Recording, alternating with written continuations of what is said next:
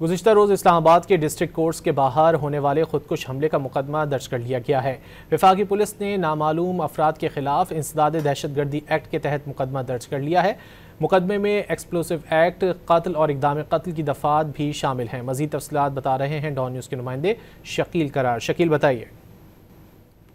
जी बिल्कुल, गुज़िश्ता रोज़ इस्लामाबाद कचहरी के बाहर होने वाले खुदकुश हमले के बाद से इस्लामाबाद में सिक्योरिटी हाई अलर्ट है और तमाम दाखिली खारजी रास्तों पर निगरानी का अमल सख्त कर दिया गया है। गाड़ियों की तलाशी के साथ साथ जो है पूछ का अमल भी जारी है। ख़ास तौर पे जो दाखिली रास्ते हैं उसके बाद जो security high security zone, red zone है, यहाँ पर सिक्योरिटी जो है बढ़ा दी गई है और इसी तरह मॉनिटरिंग का जो सिस्टम है उसको भी बढ़ाया गया है। और इसके साथ साथ इन्वेस्टिगेशन के हवाले से अगर बात करें तो गुज़िश्ता रोज़ रात गे तक वज़ीर दाखिला मोहसिन नकवी, IG इस्लामाबाद और दीगर हुकाम जो है सेफ सिटी बैठ के इस वाक़े के हवाले से जो फुटेज अब तक रिकॉर्ड की गई थी या उसको कलेक्ट किया गया था तो उसकी निगरानी देखते रहे हैं, उसको मॉनिटर करते रहे कि ये वाक़या किस तरह पेश आया। और इसके साथ साथ जो हमलावर का जो हैंडलर था जिसके बारे में बताया जा रहा है कि वो भी मौके पर जो है वो मौजूद था, मशकूक अंदाज में पाया गया था, उसकी तलाश भी जारी है कि वो किस तरफ से आया, अगर पैदल आया तो किस रास्ते से आया और अगर जो हैंडलर वहाँ से फ़रार हुआ है तो वो किस रास्ते से हुआ, क्योंकि करीब कोई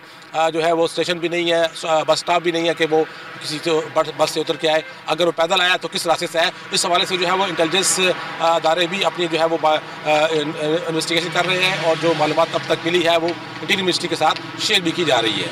जी शकील करार, बहुत आपका